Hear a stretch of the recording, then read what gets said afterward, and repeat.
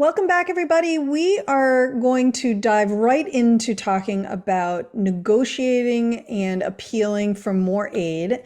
And joining me for this conversation is my colleague, Alex Bickford, who works here at College Coach and is a former financial aid officer at Southern New Hampshire University. Hi, Alex. Hi, Beth. How are you? I'm good, thank you. I feel like you and I this is definitely an evergreen segment. It is. And I feel like you and I have actually done this segment before. But it's evergreen because it is ever present and ever important for families, especially at this time of year, as the decisions start coming in and students start getting their financial aid and merit aid packages. We want them to be aware of these opportunities. So why don't we start with talking? I have been introducing the segment or teasing the segment throughout, talking about appealing and negotiating for more aid. There's a difference between these two pieces, appealing versus negotiating. So can you walk us through that difference? Sure. I start out by saying almost everybody should negotiate financial aid, but not everybody's going to appeal financial aid. Okay. So when you're appealing financial aid, it's really saying my financial circumstances have drastically changed. There's some unusual things that are going on.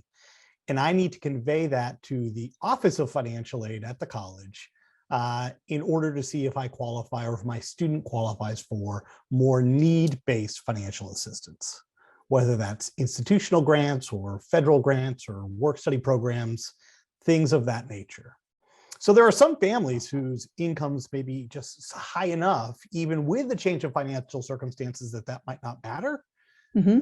But then there are a lot of families who just even a small change in their circumstance, a reduction of income or a job loss, or I had a big bonus last year that I'm not getting this year, or whatever the case may be, might prove that impacts aid significantly. Right. So that's need-based financial aid is kind of the appeal process. Got it. Okay. And just to kind of dig into that even a little bit more, we're really talking about exactly what you just said. This is need-based aid. And the reason that you would, if nothing has changed, no appeal is necessary, Right. right?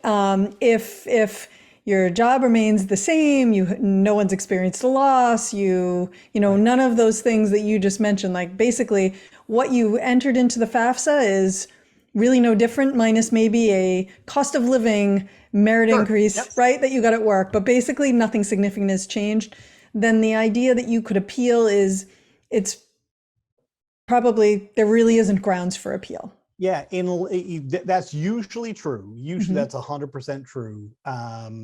Unless you have unusual expenses too. That's the other piece of this. Like if you're caring for elderly parents or you're sending money to elderly parents, or you've got maybe student loan debt of your own, or you have kids in private K through 12 school, those might be some other reasons. But basically what it shows up on paper is not truly showing my full financial picture. And a lot can change in 2 years. Certainly Right. financial data from 2 years ago. So a lot can change in that period of time. So it's either your income has had a big adjustment, or your expenses are different than what a typical family may have. Oh, got it. Than what they were. I'm thinking of a third situation, which is you filled out the calculator, you did the calculator in advance, right, of applying, and it showed you an expected family contribution that you were like, okay, and then the financial aid package comes back and Great it's point. wildly different. Is that another situation where you might appeal? Absolutely. That would be a situation where you'd want them to at least review what's going on. It may not be a true appeal. And so there's a fourth kind of situation that's not a true appeal, but we'll talk about it. But so that situation exactly, and especially for parents who are thinking about early action or early decision, especially when they're Yes. binding, I always have families doing those net price calculators beforehand and making sure they're doing it with really good data. Hmm. Uh, because if your data is off, well, it doesn't matter. You need to Right. have really accurate data in there. And if you do, and as you said, Beth, the numbers come up back very, very different, that would be grounds for either them letting you out of early decision or for them to at least review what happened and why things are different. And it may be Right. that their calculator just is not up to snuff. That might be something happened internally, their policies have changed, but either way, you'd be able to have that reviewed. And then the other scenario would be, what if you have two competing colleges where you didn't get merit aid at either one? This is really a need-based scenario. But one gave you more need-based financial aid, making their costs less than another. So that's really not negotiation because it's not merit aid. So admissions probably really isn't involved there. Hmm. It's different need-based financial aid policies at each school. And so sometimes schools would be willing to kind of look at that adjustment, specifically as you get to the more selective schools. Right. And most schools will have who they consider peer institutions that Correct. they don't want to lose students to, right? Absolutely. And, so for example, if you're holding a financial aid officer from Dartmouth and you're holding one from the University of Alabama, unfortunately for Right. you, Dartmouth doesn't, I wouldn't say they don't care about the University of Alabama, but they don't consider them a peer institution, and they're Right. not going to feel any pressure at all to come to provide a package that matches what Alabama matched. However, if Brown gave you a package that is better in some way, maybe it was more aid or more grant money or whatever, they might consider it. It's not a definite, right? But they might consider it. So I don't know if you've been reading my notes out there, but I had a family, that exact scenario 2 years ago. Stop. That we were working with that had Brown had provided not huge difference, but a slightly better package than Dartmouth did. And we did that exact scenario. And Dartmouth aid matched, kind of policy matched what Brown was doing. And the family had about $4,000 more a year. So Nice. It was not the end of the world. It was not like $20,000, $30,000 difference, because these institutions try to be very similar to each other, but they were slightly off and things changed. So that was really good. Yeah, so that is interesting. Okay, so that's appeal. What about negotiate? You made the distinction Yeah. a few minutes ago that when you're negotiating, that's really about merit aid. So talk to us a little bit about negotiating and merit aid just in general. Right. So, and there's some crossover, the scenario we just talked about, policy differences, that can be sort of in between. It's not really an appeal. It's not really a negotiation, but negotiation typically we consider to be, this school has offered me merit. This school has offered me more merit. Right. I'm trying to get that school A, to come to where school B is. Right.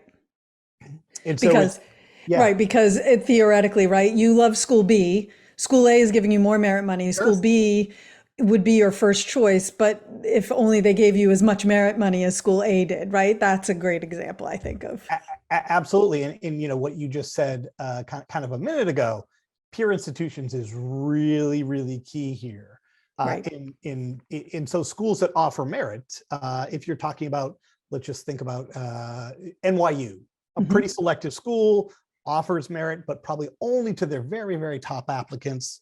And they get something from it. I don't want to pick on Alabama, but from Alabama. Right. Who has great merit policies. Right. Maybe that's why they're coming to mind. Yes, We're not picking exactly. on them.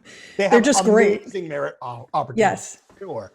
And so they'd say, well, geez, that's great for you. If you can't afford us, go to Alabama. Is Right. sort of going to be their response now. If they had a peer institution come back that has offered a really strong, let's just say it was Northeastern, offered a really strong offer, NYU might be willing to look at that and consider that. Right, right. So again, it's peer institutions. Okay, so we've talked through the difference between negotiating and appealing.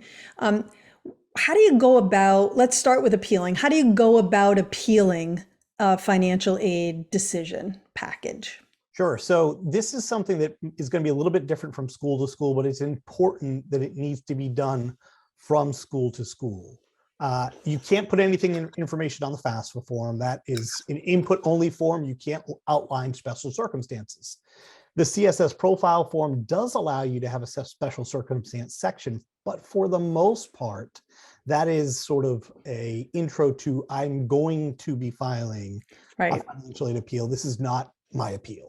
Got it. So most schools will have on their websites, it's called a professional judgment form, or special circumstance form, financial aid appeal form, and you'll need to fill that out, provide the backup documentation.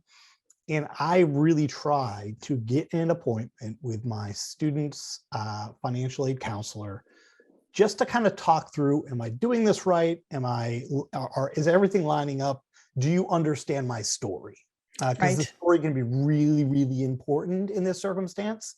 And having a really good, positive connection with that person is going to go a long way, because most oftentimes that person is your advocate, either in front of the director of financial aid who might be making the decisions, the vice president who might be making the decisions, or committee who might be making the decisions. So you want a great connection with that Right. guy.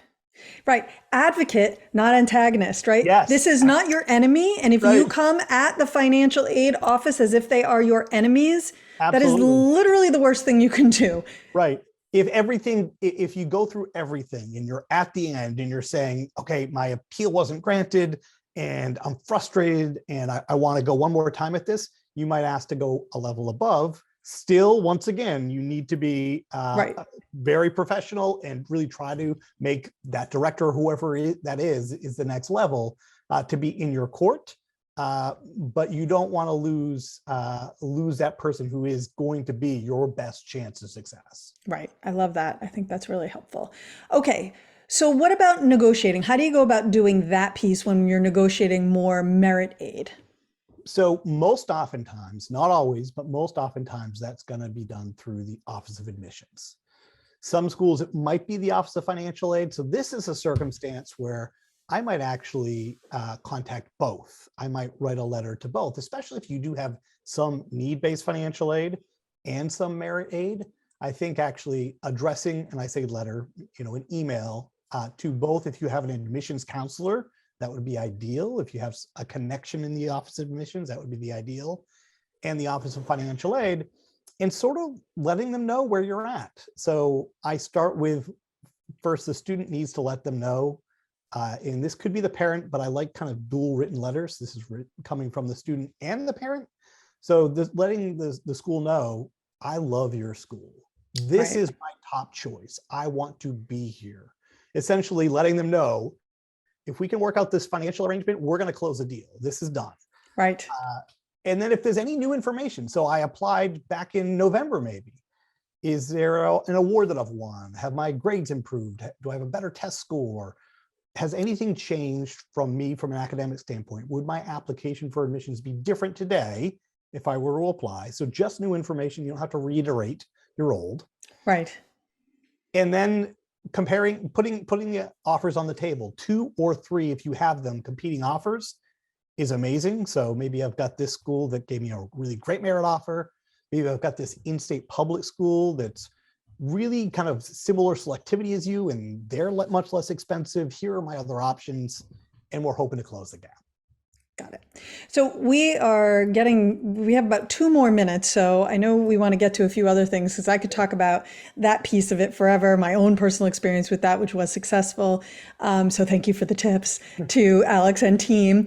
Is there any downside to negotiating? I think my impression is that one of the reasons people don't even try it is because they're afraid. So what's your take? Any downside to this? Normally, no. Okay. So I would say that in the case that a student's been accepted early decision, that would be one of those areas that I don't really love to go near. Mm-hmm. You've kind of should have done your research. You should have known what the costs were, had a good idea what the costs were going to be. And you're not supposed to really have competing offers at that time. So No, for sure you can't. right, That would be right. bad, actually. So that would be a case that I don't like to go near it. And I had somebody ask me early decision 2 the other day. Daughter Mm-hmm. was accepted. And so she did have other offers that had Sure. come in, and asked about the scenario. And I still was like, maybe you can go and talk to them, but this would not be something I'm pushing hard on. You Right. applied early decision 2 because you wanted her to get in. She got in. That's it. Right. Right. So, but otherwise, you're never going to have the offer that you already have withdrawn. They're not going to cancel your admissions offer. So I'd say in most cases, no harm, no foul. Okay.